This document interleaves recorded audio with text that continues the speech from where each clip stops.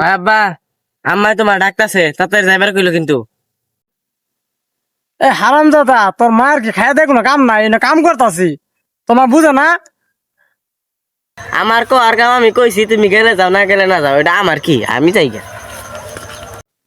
এ হারাম দাদা, কই যাস? না কাম কর, এল্লা লাগাইতেছি না।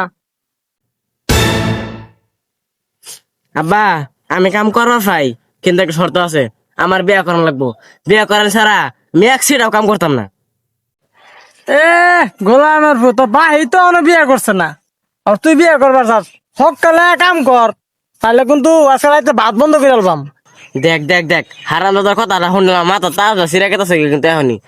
তুই বিয়া না হলে কি আমি ছাগলে বের তৈছি? হারাম দাদা এ মানুষে বেরতেছে, ছাগলে বেরতেই তৈছস, খালি নিয়ে তোর মারা দরজাল দিয়া, নাইলে কবে তো রাত্রি বের করতে পাঠিয়ে দিতাম। কি, তুই কি কইলি? আমি শুনে আসছি, আমি এখনই মারা যা কই দিই। আব্বা আব্বা বাজান বাজান বাজান, মারে কো না বাজান, আমার মাইরে একটা কাটতে পারবো।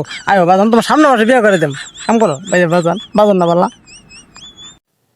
কথাটা যাতে মনে থাকে, তখন ভুলে গেলে গা, তখন কিন্তু খবর আছে। এই যে কাম করতাছি। হুম।